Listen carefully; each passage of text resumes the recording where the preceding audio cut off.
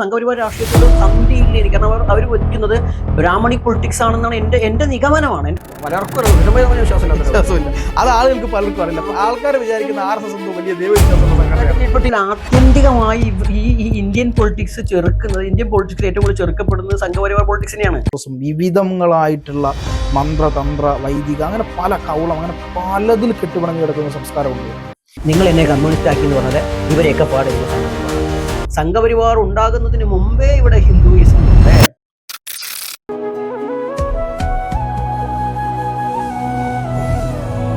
മുഹമ്മദ് നബിയെ ആക്ഷേപിക്കാൻ വേണ്ടി പറയല്ല. എന്നാൽ പോലും മുഹമ്മദ് നബി പറഞ്ഞു വെക്കുന്നതിന്റെ കാര്യമുണ്ട്, ഞാൻ അന്ത്യപ്രവാചകനാണ്, അത് മാത്രമാണ് ശരി എന്ന് പറഞ്ഞു വെക്കുന്ന പോലെ പരിപാടി. അത് ആ മതത്തിന്റെ പരിപാടിയല്ല, ആ മതക്കാരി പറയണമെന്ന് ഞാൻ പറഞ്ഞില്ല. സത്യത്തിൽ അത് പറഞ്ഞല്ലേ, അദ്ദേഹം മാത്രം മതി, ഇനി അതിന്റെ അപ്പുറം ഒരു പ്രവാചകന്മാരും ഉണ്ടാവണ്ട. അതെന്ത് മര്യാദയാണ്? ഇന്ത്യ മഹാരാജ്യത്ത് ആരാധനാ സ്വാതന്ത്ര്യം ഉണ്ട്. ആ ആരാധനാ സ്വാതന്ത്ര്യം തന്നെ ഗുരുവിൽ ദൈവത്തെ കാണണ്ടാന്നോ മനുഷ്യരിൽ ദൈവത്തെ കാണണ്ടാന്നോ ക്രോസുള്ളതായിട്ട് എനിക്കറിയില്ല. സ്വാഭാവികമായിട്ടും ആ സ്വാതന്ത്ര്യം തന്നെ ഒരു ശിലയിൽ കാണുന്നതും ഒരു വ്യക്തിയിൽ കാണുന്നതും ആ ഭക്തന്റെ താല്പര്യമാണ്. അതിനു വേണ്ടി അയാൾ അത് വെച്ച് ലോകത്തിന് ഉപദ്രവം ചെയ്യുന്നു എങ്കിൽ എതിർക്കപ്പെടേണ്ടതാണ്. അത് ഇപ്പോൾ പ്രസന്റിലുള്ള ഗുരുവായാലും ശരി, ഇന്നലെ ഉണ്ടായ ഗുരുവായാലും ശരി, അയാൾ ലോകത്തിന് ദോഷം ഉണ്ടാക്കുന്ന കാര്യം ചെയ്തിട്ടുണ്ടെങ്കിൽ അത് ബാൻ ചെയ്യപ്പെടണ്ടേ? കൃഷ്ണൻ പറയുകയാണ് ലോകത്തിൽ എല്ലാവർക്കും ഉപദ്രവം ചെയ്യണമെന്ന് കൃഷ്ണൻ പറഞ്ഞിട്ടുണ്ടെങ്കിൽ കൃഷ്ണനെ കൊണ്ടു നടക്കാൻ പറ്റുമോ? ഇന്നലത്തെ കൃഷ്ണനെ കൊണ്ടു നടക്കണോ? ഇന്നലത്തെ മുഹമ്മദിനെ കൊണ്ടു നടക്കണോ? അതൊക്കെ എല്ലാവരും പുനഃചിന്തനം ചെയ്യട്ടെ. പിന്നെ ഇപ്പം ഇത് മാത്രമാണോ? ഈ ദൈവത്തെ പാടുന്ന ആൾക്കാർ ഇവിടുത്തെ രാഷ്ട്രീയക്കാരെ നോക്കാം. ഇവിടെ പല സ്മാരകങ്ങളുണ്ട്, രക്തസാക്ഷി മണ്ഡപങ്ങളുണ്ട്, ഒക്കെ ചില നേതാക്കന്മാരോട് ബന്ധപ്പെട്ടതാണ്. ആ രക്തസാക്ഷി മണ്ഡപമൊക്കെ അവരുടെ പേരിലാകുമ്പോൾ ആ രക്തസാക്ഷി മണ്ഡപത്തിൽ എന്തെങ്കിലും വിഷയം ഉണ്ടാവുന്ന സമയത്ത് ഇവർ എന്തൊക്കെ കലാപം ഉണ്ടാക്കണ്ടേ? അപ്പൊ അതൊരു വെറും ശിലയല്ലേ?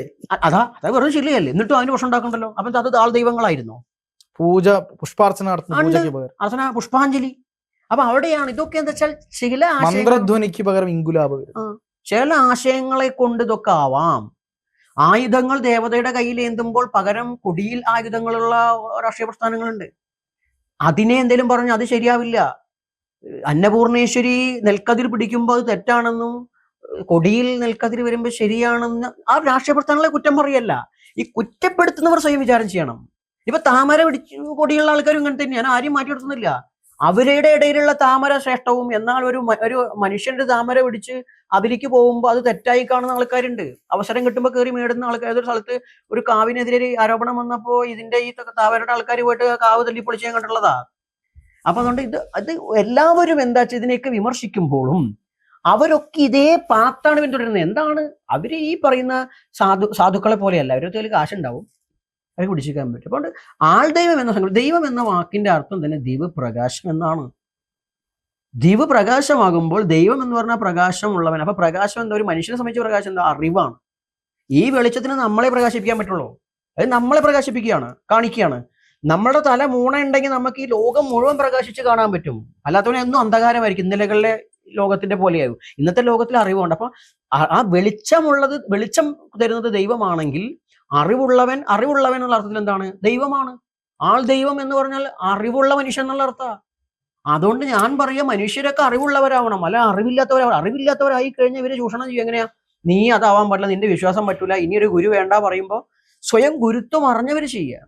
ഗുരുവിന് ശവക്കലറ കിട്ടുമ്പോ അത് ഓക്കെ, ഗുരുവിന് റീത്ത് വെക്കുമ്പോ ഓക്കെ, ഗുരുവിനെ തെറി വിളിക്കുമ്പോ ഓക്കെ, അതൊക്കെ അംഗീകരിക്കാൻ പറ്റും. എന്നാൽ ഗുരുവിനെ വന്ദിക്കുന്നത് തെറ്റാണ്. ഗുരുവിന്റെ കാല് പൂജിക്കണം എന്ന് ഞാൻ പറയുകയില്ല. പക്ഷെ ആ പൂജിക്കുന്നിടത്ത് ഈ ശവക്കലറ കിട്ടുന്ന സ്ഥാനത്ത് ഒരു കാല് പൂജിക്കുന്നതിനെന്താ തെറ്റ്? എന്താ കാല് മോശമാണോ? അപ്പോൾ കാല് മോശമാണെന്ന് പറഞ്ഞത് വേദങ്ങളല്ലല്ലോ, വേദവിരുദ്ധരായ ആളുകളല്ലേ. ഞാൻ വേദത്തിനെ സപ്പോർട്ട് ചെയ്യൊന്നുമല്ല. മറ്റൊരാളുടെ മറ്റൊരാളുടെ ശരീരഭാഗം എന്തോ നമ്മൾ തൊടാൻ പാടില്ലാത്തതാണ് എന്ന് ഒരു ഭാഗത്ത് വരുത്തിർക്കുകയും മറ്റൊരു ഭാഗത്ത് ആതുര ശുശ്രൂഷ എന്ന് പറയുന്ന ഒരു ഘട്ടമുണ്ട്. ഞങ്ങൾ പോയി ആ കാലുകൾ മൊത്തം എന്താണ് കഴുകി അവരെ ശുശ്രൂഷിച്ചു, അവരതാക്കിയെന്ന് പറഞ്ഞ് ഫേസ്ബുക്കിൽ പോസ്റ്റ് ഇടുന്ന ആളുകൾ ഇതേ തിരിച്ച് ഈ സംഭവം ഇതുപോലെ തന്നെയാ. പോപ്പിന് അവരോധിക്കപ്പെടുന്ന സമയത്ത് പല്ലക്കില് മനുഷ്യന്മാരായിട്ട് പോണേ. ഇവിടെയാണെങ്കിലോ ഇവിടെ പറയാതാ മനുസ്മൃതി വരുന്നു. ഞാൻ മനുസ്മൃതിനൊന്നും സപ്പോർട്ട് ചെയ്യല്ലാന്ന്. ഇത് വൺ സൈഡ് ആണെന്ന്, ഒറ്റ സൈഡ് എന്നുള്ള കളി മാത്രമാണ്. അതിന് കാരണം നമ്മൾ മനസ്സിലാക്കിയിരിക്കുന്ന വെച്ചാൽ ഈ ആത്മീയത, ഇന്ത്യൻ ആത്മീയത പറയുന്ന ആളുകളെല്ലാം സംഘപരിവാറിന്റെ ആളുകളാണെന്ന് ഇരുന്നോർത്ത ഈ പ്രശ്നം വരുന്നേ. ഇപ്പൊ നമ്മളൊന്നും സംഘപരിവാറുമായിട്ട് ഒരു പുലബന്ധം പോലും ഇല്ല.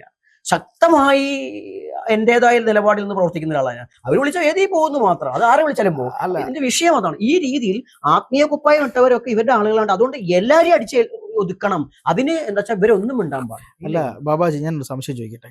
ഈ സംഘപരിവാർ 1924-25 കാലഘട്ടങ്ങളിലാണ് ഇവിടെ സംഘം ഉണ്ടായത്.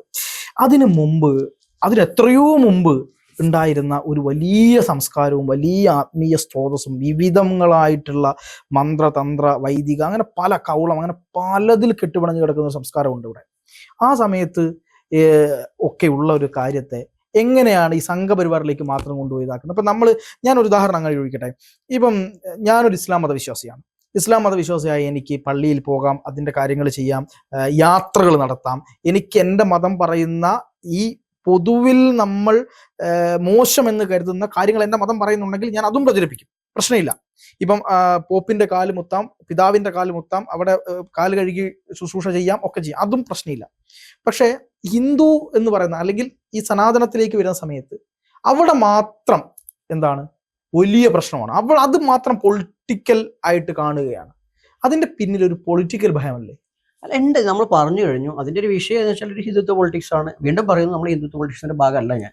എനിക്ക് അഭിപ്രായ വ്യത്യാസങ്ങൾ 100-100ആണ്, 90 എന്നിരുന്നാൽ പോലും ഇതുകൊണ്ടാണ് പറഞ്ഞത് എന്താ വെച്ചാൽ ഇന്നലകളിൽ ഉണ്ടായിരുന്നത് ശരിയാണ്. 25-ന് ശേഷം കുഴപ്പമില്ല. ഇപ്പൊ ഒരു വിഷയം എന്താ വെച്ചാൽ ഈ രാജ്യത്തിന്റെ പൈതൃകങ്ങൾ വീണ്ടെടുക്കപ്പെടുമ്പോൾ ഇപ്പൊ നമ്മളടക്കം പ്രവർത്തിക്കുമ്പോൾ പറഞ്ഞു കഴിഞ്ഞാൽ നമ്മൾ ഇവരുടെ ഭാഗമല്ല, 100% എതിർപ്പാണ്. എന്നിരുന്നാൽ പോലും ഇതിന്റെയൊക്കെ അക്കൗണ്ട് പോയിന്റെ വീഴുന്നത് സംഘപരിവാറിനാണെന്നൊരു ധാരണയാണ് ആളുകൾക്ക്. അത് ഭയക്കുന്നു. എന്തിനാ ഭയക്കുന്നത്? സംഘപരിവാറിനോടാണ് ഭയമെങ്കിൽ ഒന്ന് എന്താ വെച്ചാൽ RSS ആണെങ്കിൽ RSS ഒരു മതപ്രസ്ഥാനമല്ല. വിശ്വ ഹിന്ദു പരിഷത്ത് മതപ്രസ്ഥാനമായിരിക്കാം, അതിന്റെ ചില ഉപസംഘടനകളൊക്കെ മതപ്രസ്ഥാനം. പക്ഷെ RSS മതപ്രസ്ഥാനം അവരും വേണ്ടില്ല. ഞാൻ മനസ്സിലാക്കുന്നു അങ്ങനെയല്ല. അവർക്ക് ദേശം സാംസ്കാരിക മാത്രമേ ഉള്ളൂ. അപ്പൊ സ്വാഭാവികമായിട്ട് അവരിൽ പലർക്കും വിശ്വാസം പോലും ഇല്ല. അതൊക്കെ നമുക്ക് നന്നായിട്ട് അറിയാം. പലർക്കും വിശ്വാസമില്ല. അത് ആളുകൾക്ക് പലർക്കും അറിയില്ല. ആൾക്കാർ വിചാരിക്കുന്ന RSS എന്തോ വലിയ ദൈവവിശ്വാസമുള്ള സംഘടന. ഇപ്പൊ TG മോഹൻദാസ് ഒന്നും വിശ്വാസമില്ലാത്ത ആൾ, അവരൊക്കെ അതിന്റെ അനുഭാവികളാണ്. മെയിൻ പ്രചാരകന്മാർക്ക് പോലും വിശ്വാസമില്ല. വിശ്വാസം അതിന്റെ ഒരു ഘടകമല്ലാന്ന് ഞാൻ മനസ്സിലാക്കിയത്. അവർക്ക് വിശ്വാസം ഒരു വിഷയമല്ല. വിശ്വാസത്തിനൊക്കെ വേറെ പോഷക സംഘടനകൾ വേറെ ഉണ്ട്. അവർക്ക് വിശ്വാസം വേണമെങ്കിൽ ആവാം. അത് അങ്ങനെയാണ് അവർ രീതി ഞാൻ മനസ്സിലാക്കുന്നത്. അപ്പൊ അവിടെ എന്താ വെച്ചാൽ ഇതിന്റെ വിഷയം എങ്ങനെ പോയാലും ഇവർക്ക് ഈ രാഷ്ട്രത്തിനോട് ചുറ്റിപ്പറ്റിയിട്ടല്ലേ ഇവർ ആത്മീയത. അങ്ങനെ വരുമ്പോൾ ഇതിന്റെ ഒക്കെപ്പാട് ഒന്നിച്ചു കൂടൂലേ? അത് സംഘപരിവാറിന്റെ അല്ലെങ്കിൽ ഈ സംഘപരിവാർ മുന്നോട്ട് വെക്കുന്ന രാഷ്ട്രീയത്തിന്റെ ഭാഗമായി മാറില്ലേ എന്ന്. അതുകൊണ്ട് പൊളിറ്റിക്കലുള്ള വിഷയമാണ് അതുകൊണ്ട് മനസ്സിലാക്കേണ്ട ആൾക്കാർ മനസ്സിലാക്കേണ്ടത് അങ്ങനെയല്ല. ഓരോ ആത്മീയ ചിന്താപദ്ധതിയും വ്യത്യസ്തമാണ്. ഓരോ ഗുരുക്കന്മാരും വ്യത്യസ്തരാണ്.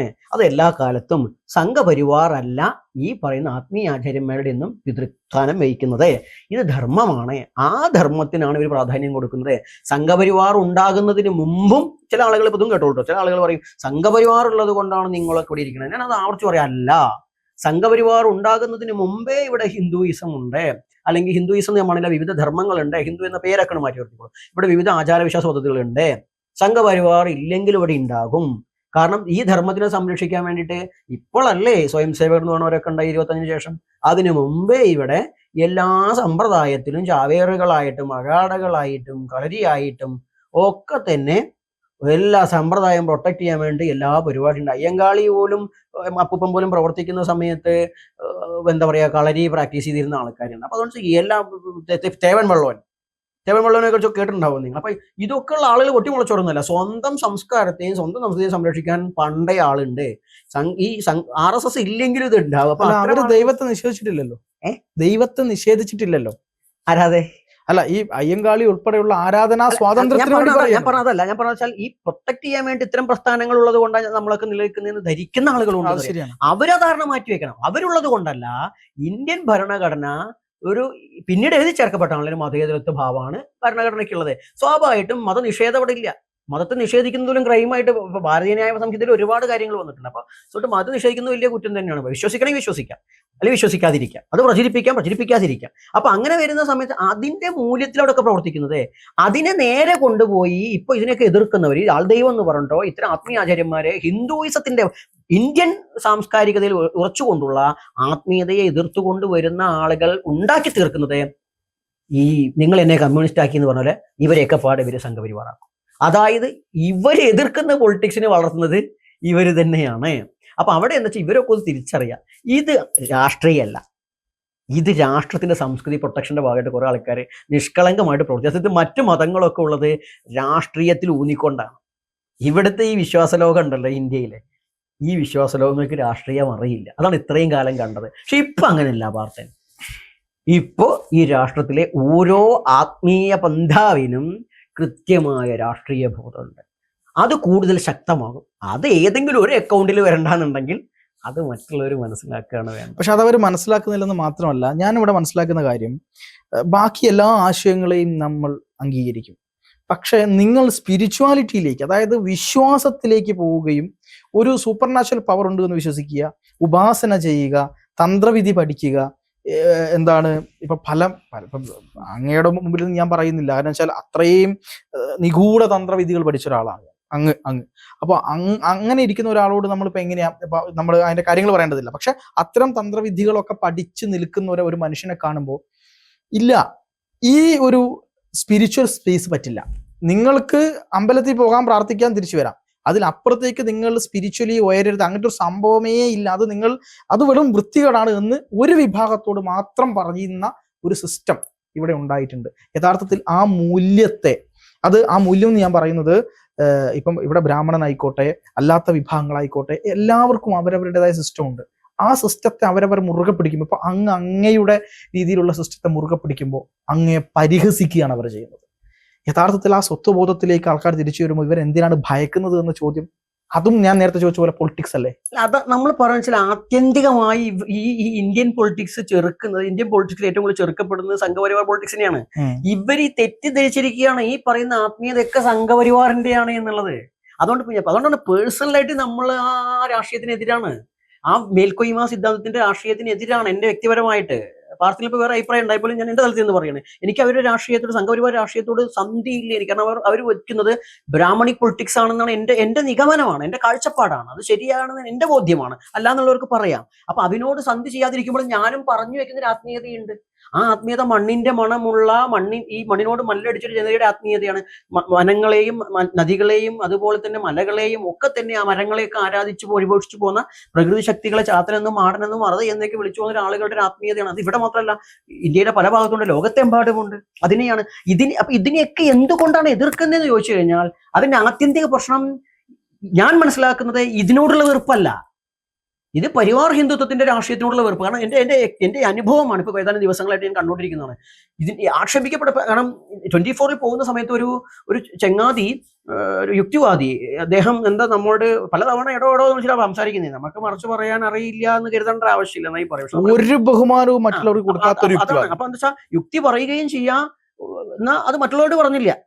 മറ്റുള്ള അവിടുത്തെ ഒരു തരത്തിലുള്ള ആളുകളോട് അദ്ദേഹം പറഞ്ഞു. നമ്മൾ വെച്ചാൽ യുക്തി പറയുമ്പോഴും ഇന്നലകളുടെ ഏതോ ജാതിബോധം ഏറ്റു നടക്കുന്ന ആളാണ് അദ്ദേഹം. അതുകൊണ്ടാ അപ്പൊ അതൊന്നും മറുപടി, ബേസിക്കലി മറ്റൊരു മനുഷ്യനെ റെസ്പെക്ട് ചെയ്യേണ്ട ക്വാളിറ്റി പോലും അദ്ദേഹത്തിന്. എന്തായാലും ശരി. അപ്പൊ ഇദ്ദേഹം പറയുന്നത് വെച്ചാൽ എല്ലാം ബ്രാഹ്മണർക്ക് വേണ്ടിയുള്ള ദൈവമാണെന്ന് പറഞ്ഞിട്ട് നമ്മളെ പോലും അറിയില്ല. അദ്ദേഹം പറഞ്ഞു വെക്കുന്നൊരു വാക്കുണ്ട്, സബിതോർവരേണ്യം ഭർഗോ ദേവസ്യ ധീമഹി ധിയോ എന്ന. ഇതുകൊണ്ട് എന്തുണ്ടാക്കാൻ പറ്റും? അപ്പൊ അതായത് ചണ്ടാളബാബ റെപ്രസെന്റ് ചെയ്യുന്ന ഭാഗം അതാണെന്ന് അദ്ദേഹം മനസ്സിലാക്കിയാൽ, എങ്ങനെ പോയാലും ഇത് ബ്രാഹ്മണിസം ആണെന്നുള്ളതിന്റെ അപ്പുറം ഒരു ആത്മീയതയെ കുറിച്ച് ഇവർക്ക് അറിയില്ല.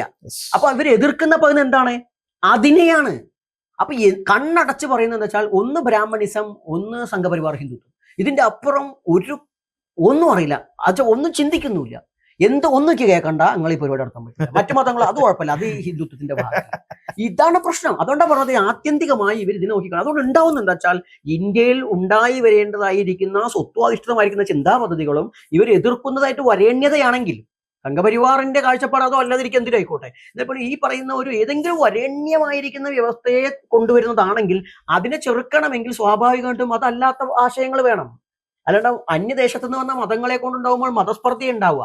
ഈ രാജ്യത്ത് തന്നെയുള്ള സംസ്കാരങ്ങൾ തമ്മിൽ അവർ സംവാദത്തിൽ ഏർപ്പെട്ടുകൊണ്ടും അതുപോലെ തന്നെ പല രീതിയിൽ ചിലപ്പോൾ സംഘർഷം ഉണ്ടായിക്കൂടാന്നില്ല. അത് സംഘർഷം ഉണ്ടാകരുത് എന്നുള്ള അഭിപ്രായമാണ് നമുക്കുള്ളത്. പലപ്പോഴും നമുക്ക് ആശയ സംഘർഷങ്ങളാകാം. ആശയ സംഘർഷങ്ങളിലൂടെയും ആശയ സംവാദങ്ങളിലൂടെയും ഇവരൊരു തീരുമാനത്തിൽ എത്താൻ വേണ്ടത്. അപ്പൊ അതല്ലാണ്ട് ഇതൊക്കെപ്പാടെ തട്ടിക്കളഞ്ഞ് കഴിഞ്ഞാൽ എന്താ ഉണ്ടാവുക?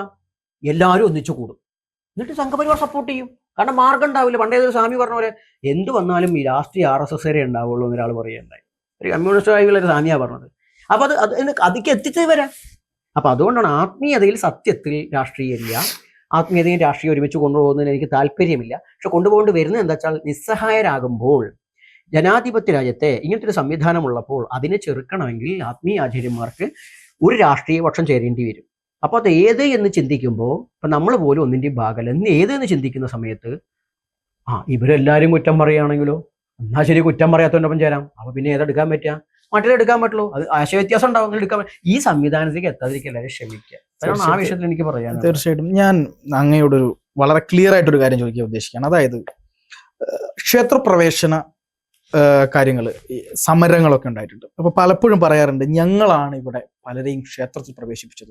ഗുരുവായൂർ അമ്പലത്തിൽ പ്രവേശനമില്ലായിരുന്നു, വൈക്കം ക്ഷേത്രത്തിൽ പ്രവേശനമില്ലായിരുന്നു, ഇങ്ങനെ പല കാര്യങ്ങളുണ്ട്. പക്ഷെ ഞാൻ ഉദ്ദേശിക്കുന്നത്, ഇപ്പൊ ഗുരുവായൂർ ആയിക്കോട്ടെ, വൈക്കം ആയിക്കോട്ടെ, മറ്റു പല ക്ഷേത്രങ്ങളായിക്കോട്ടെ, ഇതൊക്കെ വൈദികമായിട്ടുള്ള കർമ്മങ്ങളും ബ്രാഹ്മണിസത്തിന്റെ ആ രീതിയിലുള്ള ക്ഷേത്രങ്ങളായിരുന്നു.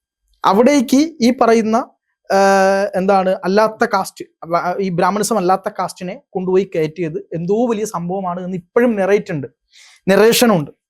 ഞാൻ ചോദിക്കുന്നത്, ഈ ബ്രാഹ്മണിസം അല്ലാത്ത ആളുകൾക്ക് അവരുടേതായ കുലദേവതകൾ, പരദേവതകൾ, മലബാര സമ്പ്രദായമായിക്കോട്ടെ, ആദിവാസി സമ്പ്രദായമായിക്കോട്ടെ, ഇനി കൗളം ആയിക്കോട്ടെ, അതിലൊക്കെ അവരുടേതായ ചടങ്ങുകൾ വ്യത്യസ്തമാണ്, രീതികൾ വ്യത്യസ്തമാണ്, പലതുണ്ട്. അവർക്ക് അവരവരുടെ ദേവതയെ സംരക്ഷിച്ചു കൊടുക്കാതെ നേരെ കൊണ്ടുപോയിട്ട് നിങ്ങൾ ഈ ബ്രാഹ്മണിസത്തിന്റെ അമ്പലത്തിലേക്ക് കയറാൻ പറ്റുന്നില്ല, അവിടെ നിങ്ങൾ പോയി കയറൂ എന്ന് പറഞ്ഞത് മുതൽ അവനവന്റെ യഥാർത്ഥ ദേവതാ സങ്കല്പത്തെ പോലും മറന്ന് ഇപ്പോൾ ആ ക്ഷേത്രങ്ങൾ വലിയ രീതിയിലേക്ക് എത്തുകയും ഇപ്പുറത്ത് അത് അത്ര വലിയ രീതിയിലേക്ക് അല്ലാത്ത രീതിയിലേക്ക് പോവുകയും ചെയ്തിട്ടുണ്ട്. അതാണോ യഥാർത്ഥത്തിൽ നവോത്ഥാനം? ഒരിക്കലും അല്ല. നമ്മൾ എഴുതി വെച്ചിരിക്കുന്ന പുസ്തകങ്ങളിലും നമ്മുടെ ആശയങ്ങളിലും ഇപ്പോൾ ഒക്കെ എന്താ വെച്ചാൽ പല യജ്ഞശാലകളിലും എല്ലാ ആചാരങ്ങളെയും കൊണ്ടുവരുന്നതൊക്കെ നമ്മൾ കാണുന്നുണ്ടായി. പക്ഷെ നമുക്ക് നല്ല അടിവരയിട്ട് പറയാൻ പറ്റും, കേരളത്തിൽ ആദ്യമായിട്ട് ആ പരിപാടി ചെയ്തത് നമ്മളാണ്. വർഷങ്ങൾക്ക് മുമ്പേ തുടങ്ങിയതാണ്. നമ്മൾ ചണ്ടാള ജയന്തിക്ക് അഗ്നിഹോത്രം തൊട്ട് എല്ലാ പരിപാടിയും ചെയ്യുന്നത്. അത് എന്തുകൊണ്ട് ചെയ്തു എന്ന് വെച്ച് കഴിഞ്ഞാൽ, ഓരോരുത്തർക്കും ഓരോരുത്തരുടെ ആരാധനാ രീതി ഉണ്ട് എന്ന് സമർത്ഥിക്കാൻ വേണ്ട. അത് ശരിയെന്നല്ല, അത് ഉണ്ട് എന്ന് ബോധ്യപ്പെടുത്തണം. ഇവിടെയാണ് ക്ഷേത്രപ്രവേശനം ഉണ്ടാകുന്ന കാലഘട്ടത്തിൽ നിങ്ങൾ എത്ര വേണമെങ്കിലും ഹിസ്റ്ററി പരിശോധിച്ചോളൂ, ക്ഷേത്രത്തിൽ പ്രവേശിക്കാനല്ല, കേരളത്തിലല്ല, ഇന്ത്യയിലൊന്നും തന്നെ കാര്യമായ സമരങ്ങൾ നടന്നിട്ടുള്ളത് വഴി നടക്കാൻ വേണ്ടിയിട്ടാണ്. കാരണം ഓരോ പൊതുനിരത്തിന്റെ അടുത്തും ഓരോ ക്ഷേത്രം ഉണ്ടാവും. അപ്പൊ ആ ക്ഷേത്രത്തിൽ ഉണ്ടാവുന്നത് കൊണ്ട് തന്നെ ആളുകൾക്ക് വഴി നടക്കാൻ പറ്റില്ല. ക്ഷേത്രത്തിന്റെ അടുത്തുകൂടെ പോയി എന്ന് പറയും. അല്ലെങ്കിൽ അവന് എൻ്റെ ചുടലേക്ക്, ശ്മശാനത്തേക്ക് ആളെ ഡെഡ് ബോഡി കൊണ്ടുപോകണമെങ്കിൽ അതൊന്നും സമ്മതിക്കില്ല. അപ്പൊ അത്തരത്തിൽ വഴി നടക്കാൻ വേണ്ടിയുള്ള സമരങ്ങൾ പിന്നീട് എന്ത് ചെയ്തു? പിന്നീടാണ് അത് ക്ഷേത്രപ്രവേശനമായിട്ട് കൺവേർട്ട് ചെയ്യപ്പെടുന്നത്, നേരെ മാറ്റി. വെച്ചാൽ അതിന്റെ വിഷയം എന്താ വെച്ചാൽ, ഒന്ന് പറഞ്ഞു കഴിഞ്ഞു, ഇതൊക്കെ അടിസ്ഥാനപരമായിട്ട് എപ്പോഴും ഞാൻ പറഞ്ഞ ഹിന്ദുസത്തിന്റെ ഒരു പോരായ്മ, ഈ പറയുന്ന ഉച്ചനീചത്വങ്ങൾ മുഴുവൻ ഉണ്ടായി വന്നിരിക്കുന്നത് ക്ഷേത്ര സംവിധാനത്തിൽ നിന്ന് തന്നെയാണ് മാറ്റി നിർത്തപ്പെടുന്നത്. അപ്പൊ അവിടെ ഈ ക്ഷേത്രത്തിലേക്ക് കയറ്റുമ്പോൾ ഉണ്ടായത് അതിന്റെ കാര്യമാണ് പറഞ്ഞത്. അവിടെ പാസിന്റെ ചോദ്യത്തിന് ഉത്തരമായിട്ട് പറയുന്ന നേരത്തെ, ഇവിടെ ഒരു വിഭാഗത്തിന് കൃത്യമായ ആചാരവിശ്വാസങ്ങളുണ്ട്. പക്ഷെ എന്ത് ചെയ്യാണ്? അതല്ലാണ്ട് അതൊക്കെ എന്തോ നിന്ദ്യമാണെന്നും അധമമാണെന്നും ഒക്കെ പറഞ്ഞുകൊണ്ട് ശ്രേഷ്ഠമായത് ഇതാണ് എന്ന് ഇവരെ തന്നെ ധരിപ്പിച്ചുകൊണ്ട് ഇതിലേക്ക് കയറ്റിയപ്പോൾ ഉണ്ടായത്, ഇവിടേക്ക് ഇവർ കയറി, സംഭവം ശരിയാണ്, അവർ കയറാൻ സമ്മതിച്ചില്ലെങ്കിലും കയറിയിട്ടുണ്ട്. കുറച്ച് ആൾക്കാർ, ഒരു സമുദായത്തിലെ എല്ലാവരും കൂടിയിട്ടൊന്നും കയറേണ്ട പാടില്ല. എന്നും എല്ലാ കാലത്തും മാറ്റത്തിന് വിധേയമായിട്ടുണ്ടെങ്കിൽ എല്ലാ സമൂഹത്തിൽ നിന്നും എല്ലാവരും കൂടിയിട്ടാണ്. എന്നിപ്പോൾ നമ്മളിപ്പോൾ ബ്രാഹ്മണരാരും കയറ്റിയില്ല എന്ന് പറഞ്ഞാൽ തെറ്റാണ്. ബ്രാഹ്മണിൽ തന്നെ എല്ലാവരും ക്ഷേത്രത്തിൽ കയറുന്ന വിരോധമില്ല എന്ന് പറഞ്ഞ ആൾക്കാർ അന്നുണ്ട് ഇന്നുണ്ട്. എല്ലാവരും കയറിയത് ശരിയായില്ല എന്ന് പറഞ്ഞവർ അന്നുണ്ട് ഇന്നുണ്ട്. എല്ലാവരും കയറ്റണ്ട എന്ന് പറഞ്ഞവരുണ്ട്. മനസ്സിലായില്ല, എല്ലാ വിഭാഗത്തിലുണ്ട്. അപ്പൊ അതുകൊണ്ട് ഇത് കയറിയ സമയത്ത് അവർ അന്നേ പറഞ്ഞത് കയറി കഴിഞ്ഞാൽ പിന്നെ പ്രശ്നമാവും. ഇപ്പൊ എന്താ ഉണ്ടായത്? അമ്പലത്തിൽ തൊഴാൻ വേണ്ടി കയറ്റിയപ്പോൾ ഇവന്റെ ആരാധനകൾ ഇല്ലാണ്ടായി. പിന്നെ അത് മോശമായിപ്പെടുത്തി. പിന്നെ ചരിത്രപരമായിട്ട് ഇതൊക്കെ മോശമായിട്ട് ഇവന് അപകർഷതയായി. ഇവൻ എന്ത് വേണം? തൊഴാൻ പോയ ആൾക്ക് പിന്നെ ശ്രീലകത്ത് കയറണമെന്നായി. ശ്രീലകത്ത് കയറാനുള്ള കാര്യങ്ങൾ. അപ്പൊ ഈ കയറ്റിയത് മാത്രമല്ല, അപ്പൊ അതിന്റെ ഇടയ്ക്ക് പറഞ്ഞാലും അതിന്റെ ഇടയ്ക്ക് പൂജ പഠിപ്പിച്ച ആൾക്കാരുണ്ട്. അതിന്റെ ഇടയ്ക്ക് ആരാണ് നിങ്ങളെ കർമ്മബ്രാഹ്മണനാക്കി ചോദിക്കുന്നത്? അമ്പലത്തിൽ കയറ്റിയ ആൾക്കാരെ അതിന് അടുത്ത വീടുമാണ്. ആരാണ് കർമ്മബ്രാഹ്മണനാക്കിയത്? ഞങ്ങളാണ്. ഞങ്ങളൊരു വിളംബരം കൊണ്ടത്. പാലിയം വിളംബരത്തെ കുറിച്ച് ഞാൻ പറഞ്ഞത്. പാലിയം വിളംബരം ഒക്കെ ഉണ്ടാക്കി വെച്ച മൂല്യച്യുതിയുണ്ട്. പാലിയം വിളംബരം സംഭവം ശരി, എല്ലാ ഹിന്ദുക്കൾക്കും പൂജ ചെയ്യാന്ന് പറഞ്ഞു. അതിൽ പോരായ്മ എന്താ വെച്ചാൽ, അശ്വലായന ഗൃഹ്യസൂത്ര പ്രകാരമുള്ള ഉപനയനാദി സമാവർത്തനം ചെയ്യണമെന്നാണ്. ഉപനയനാദി സമാവർത്തനം എന്നുള്ള കാര്യം വൈദിക ബ്രാഹ്മണരുടെ ആചാരമാണ്. മറ്റ് 99% വരുന്ന ഹിന്ദുക്കളുടെ, അല്ലെങ്കിൽ 90% വരുന്ന ഹിന്ദുക്കളുടെ ആചാരമല്ല. അപ്പൊ ഇവരും എന്ത് ചെയ്തു വെച്ചു? ഒരു വിഭാഗം അമ്പലത്തിലേക്ക് കയറ്റാനുള്ള പരിപാടി ചെയ്തപ്പോ മറ്റവൻ പൂർണ്ണമായിട്ട് എന്ത് ചെയ്തു? ഒരു കൺവേർഷൻ നടത്തി. അതുവരെ മത കൺവേർഷൻ ഇല്ല. പൊലയം തന്നെയാണ്, പറയം തന്നെ, നായർ തന്നെയാണ്. സമുദായം പറഞ്ഞൊന്നും തോന്നരുത്. അപ്പൊ അങ്ങനെ കയറി. പക്ഷെ അതിനുശേഷം എന്ത് ചെയ്തു? ഇവന് ഒരു ബ്രാഹ്മണത്തിലുള്ള പ്രൊമോഷൻ കൊടുക്കുന്ന പരിപാടി തുടങ്ങി. പ്രൊമോഷൻ കൊടുത്തപ്പോൾ എന്തായി? പൂർണ്ണമായിട്ടും അവന്റെ സംസ്കൃതിയിൽ നിന്ന് അവൻ അടർത്തിയെടുത്തു. അവിടെയാണ് ബാബാജി പ്രധാനപ്പെട്ട കാര്യം. അതായത് ഞാനിപ്പോ ജാതി പറയല്ല, പക്ഷെ പറയാതിരിക്കാനും പറ്റില്ല. കാര്യം ഇവിടെ വൈദികരായിട്ടുള്ള ആൾക്കാർ പ്രതിഷ്ഠിച്ചിട്ടുള്ള ദേവതാ സങ്കല്പങ്ങളും അവർക്ക് അവരുടേതായ പൂജാവിധികളും ഉണ്ട്. ശരി, അതങ്ങനെ തുടരട്ടെ. ഞാൻ ഒരു പുലയനാണെങ്കിൽ എനിക്ക് എൻ്റെ ദേവതാ സങ്കല്പമുണ്ട്, ഞാൻ എൻ്റെ പരദേവതയുണ്ട്, എൻ്റെ കുലദേവതയുണ്ട്, ഞാൻ അതിനെയാണ് ഏറ്റവും വലിയതായിട്ട് കാണേണ്ടത്. അങ്ങനെയാണ് നമ്മൾ പഠിക്കുന്നത്. എൻ്റെ ഗുരുവുണ്ട്, എനിക്ക് എൻ്റെതായ സമ്പ്രദായമുണ്ട്. പക്ഷെ ഞാൻ പറയാണ് പോരാ, ഇത് പോരാ, എനിക്ക് അവിടെ തന്നെ പോയിട്ട് പൂജ ചെയ്യണം. അതുകൊണ്ട് എന്ത് ചെയ്യണം, ഞാൻ ഈ തന്ത്രവിദ്യ പഠിച്ച് ഈ പൂണൂലിട്ട് പിന്നെ കർമ്മബ്രാഹ്മണനാവണം, കർമ്മബ്രാഹ്മണനായിട്ട് ഞാൻ അവിടെ പോയി പൂജ ചെയ്യണം എന്നും പറഞ്ഞുകൊണ്ട് അതാണ് ഈ സമൂഹത്തിന് മുന്നിൽ കാണിച്ചു കൊടുക്കേണ്ട വിപ്ലവം എന്ന് ചിന്തിക്കുന്ന ആളുകളിലേക്ക് മാറി. പകരം എൻ്റെ യഥാർത്ഥത്തിലുള്ള എൻ്റെ തലമുറയിൽപ്പെട്ട എൻ്റെ പാരമ്പര്യത്തിൽപ്പെട്ട ദേവതകളെ ഞാൻ അങ്ങേയറ്റം ഉയർത്തണം, ആ സങ്കല്പത്തിലേക്ക് ഉയർത്തണം, അവിടേക്ക് കൂടുതൽ ആളുകളെ എത്തിക്കണം. ഈ സങ്കല്പത്തിൽ നിന്ന് വ്യതിചലിച്ചു പോയി. ഇത് ഒരു കാരണവശാലും ചർച്ച ചെയ്യപ്പെടുന്നില്ല.